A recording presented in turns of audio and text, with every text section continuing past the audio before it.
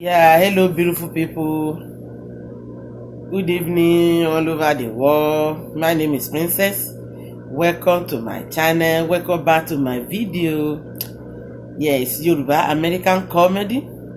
It's all about counseling, adverts, Yoruba culture, Ekiti culture, and broadcasting news. Tonight, what I have for you is a good morning, Yoruba. Yeah, sorry I'm doing it to at this time because I was a little bit busy in the morning, so I said, okay, let me do it since it's still the same day, so everything is well. It is all well. Yeah.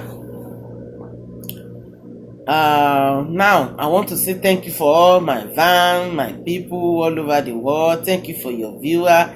Thank you for your subscriber. Thank you for all the comments. I really appreciate you. You know what? You make me excited when I saw it. Thank you for that. And then tonight we're going to talk about Uncle Joe a little bit for what he did in Yoruba land, and he make us happy. You know, it is a good thing. It is a good thing. It's a good news for all the Yoruba people all over, both home and abroad. Yes, we are a lucky person. God love us so much. All the brown skin girl, brown skin mama, brown skin boys, brown skin papa. Congratulations for our new White House in Yoruba land. That's right. So we want to say thank you to Uncle Joe for that. Uncle Joe, thank you. Those are the new things that Uncle Joe did this year. That's what I'm going to talk about. White House in Lagos, and the new gigantic, new big building for consulate in Nigeria. I mean, in Yoruba land.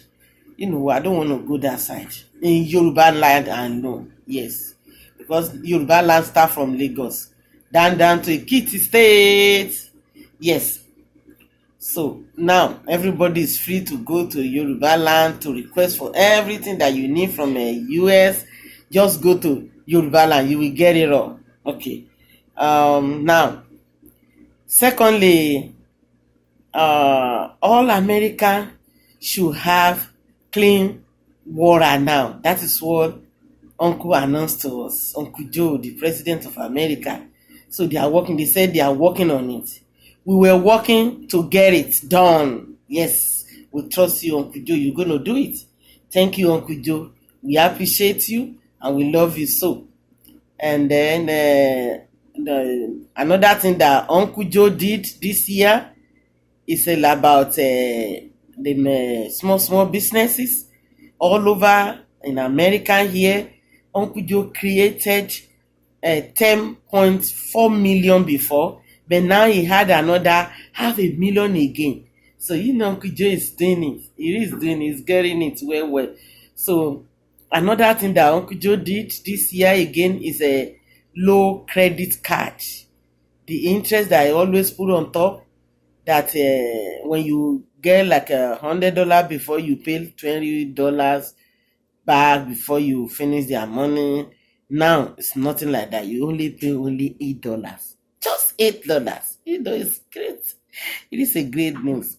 Then another thing is they get a new tunnel on Houston State now. It is another thing that Uncle Joe said he gave those union labor big credits. I mean, he really appreciates them for what they did over there, because they got everything done so quick like that. Then Uncle Joe got many things for us. Those are the things I just pick from his for all his schedule for this year. Some of them is this. He had a lot. So anytime I go there again, you know, when my guy is test again, then I'll just bring it back to everyone to see. All my tèmi gangan, àwọn fan mi, then àwọn ìyá mi lẹ́kìtì kété yẹn àbá mi lẹ́kìtì kété màá mú tún wọn létí torí uncle Joe wọ́n ti ń bọ̀ lẹ́kìtì. For sure uncle is coming down there. Yes. Now my people, this is Yoruba American Comedy TV, and now we are having a Good Morning Yoruba. So I'm supposed to speak Yoruba, but I'm just saying this for some of us that doesn't understand much in Yoruba, so that you will know what I'm going to talk in Yoruba. So now follow me. Let's go to Ekiti State. Ekiti Kete. Today I'm going to speak Ekiti because last time I spoke Ibadan language. I spoke Ile-Ife language, but the accent is a little bit different. You know, I told you before. But today now I'm going to Ekiti, where I was born. Ìyára mi ò ìyókùn ò ìrá Èkìtì kété ń kálẹ̀ ò ṣàlà ní iṣẹ́ o ṣàlàáfíà ní ìhà ò kété ìrìn síkọ́ o mo yá kí n lálẹ́ ni mo ti dé sílé o so mo yá kí n yà rúra ò lé mo yá kí n yà kó yín o ìyìn kété ń kàbá àbájò ṣe lẹ́kìtì ní ìlú òyìnbó ó ti àgbé àṣèkìtì fúnra múra balẹ̀ kí n gbọ́ mi ní kọ̀ọ̀kan. Mo yá kẹyìn àsúrà ulé mi yá kẹyìn àsúrà ulé ọmọ Èlèkìtì kan mú kóhun mẹ́sọ̀jú a ojú irọ́ mi mọ̀mọ́ ìmúlẹ̀ àbá mi ò èmi mọ̀ lọ́mọ ẹlẹ́kọ̀ọ́lé ọ̀bá láyàṣọ ọmọ lọ́nà yẹyẹyẹ ọmọ lọ́nà èlèjú mọ́rin ọ̀nà kan yí kọ́kọ́ láyà mọ́rin ọ̀nà mèsì ìkọ́lé mẹ́yà kẹyìn àsúrà ulé ọmọ Èlèkìtì kan mú kóhun mẹ́sọ̀jú a o ojú irọ́ mi mọ̀mọ́ ìmúlẹ̀ àbá mi ò ọmọ olórògbò ọmọ olùrèké àgbéjó ọmọ ọba òrè ọ̀tún mẹ́yà kẹyìn àsúrà ulé mẹ́yà kẹyìn àsúrà ulé ọmọ Èlèkìtì kan mú kóhun mẹ́sọ̀jú a o ojú irọ́ mi mọ̀mọ́ ìmúlẹ̀ àbá mi ò Yes, that's it. Yín àbá mi kété lẹ́kìtì yín àyà ìyẹ́bi lẹ́kìtì yín kálẹ̀ ò ṣàlà ní iṣẹ́ o ìyẹn títí mi ìyẹn bọ̀ ìkúdúrú ìyẹn bọ̀ ìgíga mi gbogbo yín pátápátá ni mo kí o èmi ọmọ rìn o èmi ọmọ òrè ọ̀tún èmi princess yín ti máa ń kí yín ní gbogbo àti máa ń sọ Ifẹ̀ gan torí pé mo ṣeré díẹ̀ nífẹ̀ẹ́ ńgbà tí mo wà ń kékeré bẹ̀tẹ̀ Èkìtì náà mórí mi sọlẹ̀ sí o ọmọ rìn ni mi ṣe o mẹ́ṣọ́ máa le o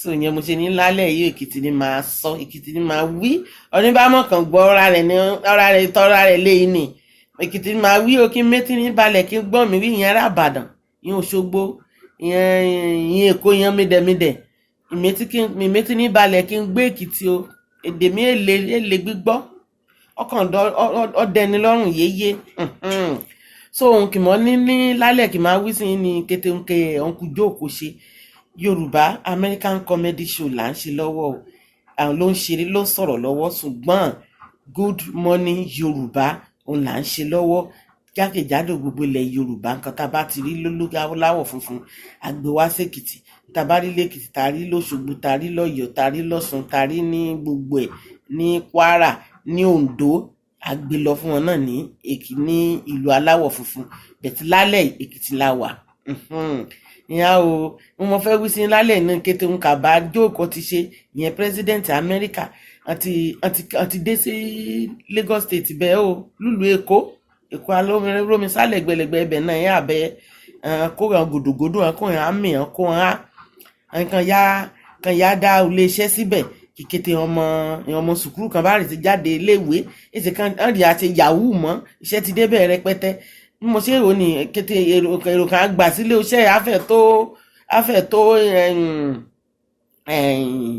ẹgbẹ̀rún lọ́nà ẹgbẹ̀rún ilé iṣẹ́ ọ̀hún ṣe tóbi tó onítóbi jò ní gbogbo ilé iṣẹ́ yẹn kàn ń fúnni ní físà ìyẹn kan bá lọ sílùú òyìnbó kan gbàwé ibẹ̀ náà gbé síbẹ̀ wọn lè gbé White House náà ilé ìjọba ilé president America àgbé síbẹ̀ president yàyà kí a ní Nàìjíríà kọ́ bá ti yá lọ ọ̀sẹ̀ kan máa wí sí kẹ́yà sí kẹ́yà sékìtì àyà lọ́jọ́ kan náà lẹ́kìtì wọn ti àgbé White House kékeré á sékìtì kí n rọra gbọ́ bẹ́ẹ̀ ni màá wọ́ á kọ́kàn sí kété kọ́ sí èmi kan ṣoṣo yìí náà ni màá wọ́ débẹ̀ màá wí sí kẹ́yà mú lé mi lẹ́kìtì yes ó lè rí bẹ́ẹ̀ tó tá a lè sàn yá so lálẹ́ yóò yan ènìyàn mi ra iṣẹ́ kò ti ṣe rè ni ọkùnrin á ti balẹ̀ báyìí nílẹ̀ Yorùbá wí yan kan mú ni láre lẹ́sẹ̀ kan gbé ni láre lẹ́sẹ̀ kan pa ni láre lẹ́sẹ̀ ó lè ti dópin kùn ọ́ bẹ́ẹ̀ yan Fúlàní ni ìjọba kà á mú ni láre lẹ́sẹ̀ o ẹdín òun lámọ̀ ẹ̀ múran ní sí Fúlàní o èsì Fúlàní Buhari ni mi wí o tó má jẹ ya gbé mi líbe tó mo ṣe rìn yan má jẹ ya gbé mi líbe mo tó mo gàrí mi líbe sèyàn Fúlàní kẹ̀ ẹ́ pa ni mi wí o yẹn kẹ̀ gbé ké fọrí náà lè jìká kàn pa ọmọ kéékèèké kàn bá ọmọ kéékèèké sùn lárí pé ọjọ́ yẹn ni mi wí o so òun kété nǹkan yẹn kà bá ní túnṣe ó tún mú yẹn omi kàn ń mú omi rí aka ẹ mú ó tún ti wọ́n àwọn alómi kọ clean dáadáa káà mú omi kàá dàbò ògùn pamọ́ ó ṣe ìní ó tún ṣe mìíràn ní state kèlé Amẹ́ríkà rí bẹ́ẹ̀ Houston ó yà gbé tọ́nẹ̀ ó gbé àjà olẹ̀ ó gbé gbanú omi so kéèyàn rá bá ti lọ lókè kéèyàn rá bá ti lókè kan bá ti bí sìkẹ́ bá sáyè oníyọ̀ gbanú omi kọjá jásòdì kejì kété bí kàn án mú ó ti ṣe ìní náà síbẹ̀ àti ìní náà sí kìtì kọ́kàn ṣe kan gbégbánú òkúta kẹjọ kèrò sórí òkè bẹ́ẹ̀ kèrò sórí òkè orí òkè rí alókúta lẹ́kìtì kí ayọjú sí ọ ní New York yẹn ara o hello New York people I'm right ní kékìtì kété so kété ń ka ṣe kọ́ alẹ́ yìí ni àti iṣẹ́ ti pọ̀ janturu bẹ́ẹ̀ iṣẹ́ ti pọ̀ janturu kọjá ìṣe ni ọmọ sùkúrù kan àríṣẹ́ lóríṣiríṣi ní lùlù Amẹ́ríkà bẹ́ẹ̀ ni o oníṣẹ̀ṣẹ̀ tún ṣe ni o ìyàn iṣẹ́ kọ dá sílẹ̀ bẹ́ẹ̀ ọmọ ti pọ̀ ọmọ jẹ́ yí mílíọ̀nù lọ́nà mẹ́wàá kò lé apá kan mẹ́rin lẹ́nu lọ́lọ́ ó tún ṣẹ̀ṣẹ̀ ṣe àbọ̀ mílíọ̀nù iṣẹ́ kí ọmọ sùkúrù kàn á ṣiṣẹ́ kàn á bísì kàn á ráyè ṣe iṣẹ́ jàgídíjàgan lúgboro mọ́ so kété ohun àbá ọkùjọ kò ṣe lè ní kó mi wí sí yín o adẹ̀kú àmójúbà airport rí a ò lẹ́kìtì o ìjàre ìbá mi tọ́jú yìí airport ni ìyẹn kàn ti yán ìyẹn kàn ti tàmọ̀là kàn ti yán àti ẹ̀fọ́ ẹ̀gúsí kí n rò ó kí n mú dírẹ́sì kété bẹ̀ kí n jẹ́ bẹ̀ kí n jẹ́ bísì kí n ṣe yẹn bíi ti JFK so kábàánì bá ti dé sẹ́kọ̀ọ́ ọ̀rẹ́ àmẹ́sẹ̀ kan ya Èkìtì ayáwó airport rí a kè lẹ́kìtì kọ́ bá ti dé bẹ̀ yín àtẹ̀fọ́ àti sápá kí n mú pàdé rẹ̀ lọ́nà kí n welcome to the honor land àti a fountain of knowledge kí n wí sí bẹ́ẹ̀ kẹyọ ọmọ ìkété rẹ̀ la ní àti wípé sí rí tírèènì kan gbé dé sèkó ni àti Àgbèdè Èkìtì èsèkó nìkan ní yẹ kí ní tírèènì ìyàn Abẹ́òkúta ti ní tírèènì Ìbàdàn ti ní tírèènì káàṣìyàn kan Àgbèdè Èkìtì ọyàn gbọ́dọ̀ gbèdé Èkìtì gbogbo rẹ̀ láàjà fún ká gbà lọ́rìyàn kọ́kàn sórí òkè náà gbégbà wọn bá bíbárí hàn kàn gbégbà wọn gbọ́dọ̀ gbèdé Èkìtì wọn mọ̀ mọ̀lẹ́ yìí ní pété orí ọ̀fẹ́ ní pátápátá làájọ jẹ́ èsìyàn nìkan ká jẹ́ iye Èkìtì náà gbọ́dọ̀ jẹ nínú rẹ̀ so both home and abroad inú mi dùn sí yín gangan ni ẹ̀rí báyìí mo rántí ilé lónìí mo rántí ilé gan ni I'm so happy inú mi dùn gan kí wọ́n kàn ti gbèdé Èkìtì níbẹ̀ tí wọ́n máa fa náà ṣé Èkìtì níyìn ni so yóò máa mórí mi wú wọ́n mi Èkìtì ni mẹ́ẹ̀yà everywhere ni mo ti proud pé I'm from Èkìtì kété so bó ṣe jẹ́ nìyí lálẹ́ yìí o ìyẹn ènìyàn mi o kí mọ̀ yìí fẹ̀ nìkan ni mo rè ń lọ ní gbogbo àmúkan tí gbàgbé fẹ̀ bẹ́ẹ̀ lálẹ́ mo ti asúlé àbámi lẹ́kìtì kété àkàtì jẹyàn ká ìjẹ̀fọ́ yẹ mo á sí Èkìtì bẹ́ẹ̀ oṣù inú rẹ̀ dùn sí mi nínú mo gbèdè gan èèyàn á jẹ́ mi lọ sí kinní bẹ́ẹ̀ jẹ́ mi lọ sí Ọ̀tún ní Mọ̀bà ọmọ onírèké àgbéjó ọmọ ọmọ ọmọ akíni bí ẹni jáyin, ọmọ ọmọ awọ́sọwọ́yè ayí nínú ara, ọmọ orí adé, ọmọ ìrùkẹ̀rẹ̀. Gbogbo ẹ̀ ọmọ gbogbo ẹ̀. So that is good. Anytime tí n bá ti gbọ́ oríkì yẹn báyìí, ìmúnú èmi dùn ni, lọ́ra ẹ̀mí ẹ̀yà yáyá lẹ́ẹ̀yà gágá. Èdè náà wí tán mú tọ́ mi dàgbà, ṣùgbọ́n kàn jẹ́ wí bí ọmọ bá kàn ti ṣeré ńlọmọ ẹ̀ mọ̀ ẹ́ jù lẹ́ẹ̀fà.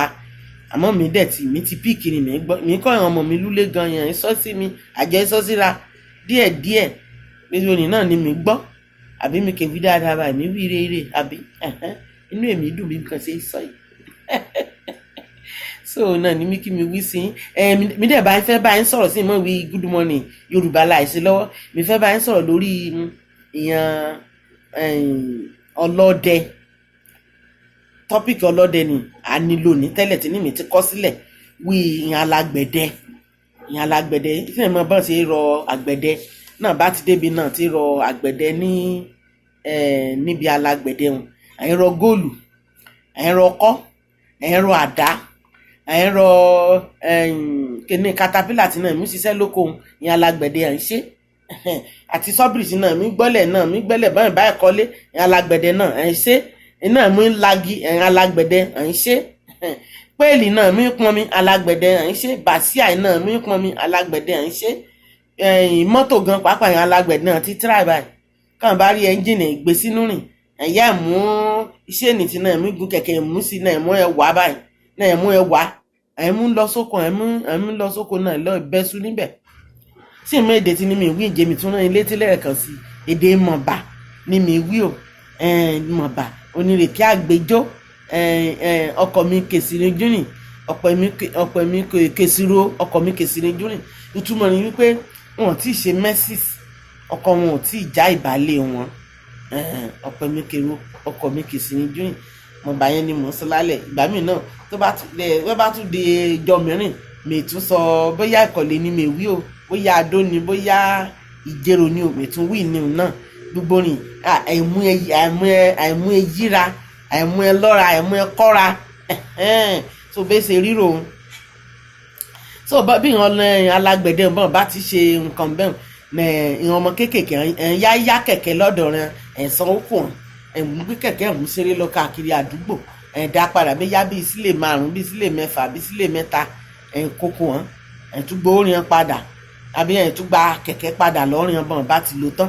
So ìyẹn ènìyàn mi bá mi mọ́ sí bá mi sáyìn o kí n bá mi subscribe kí n bá mi kọ kọ́mẹ́ǹtì lórí nì bí mi bá sọ èdè dáadáa bí mi bá kẹsì dáadáa ìjẹ́ mi mọ̀ ibi tí ní mi ti ṣe mistake tí ní mi kẹ̀ mọ̀ ìjẹ́ mi mọ̀ tí mi gbẹ̀yẹ̀ mi ní kékeré bí mi bá ti ṣe ohun níkẹ̀dá bí mi bá ti wí ṣe wú èyẹ mi dàbọ̀ mi mistake ni mi kọ́ mọ́ mi bínú àwí mi mistake ni mi kọ́ mọ́ bínú ni èyẹ mi àìrẹ́ rìn pé ilé tó gbọ́nú ẹ̀ nìyẹn torí pé ó ṣe nǹkan tí ò dá ẹni wá lọ ọ ṣe mistake ni ọkàn mọ́ bínú. So from there màmá mi ẹ fi mí sílẹ̀ ewì ń mi ṣe òun dáríjì mi torí mi sọ ọ̀tàn.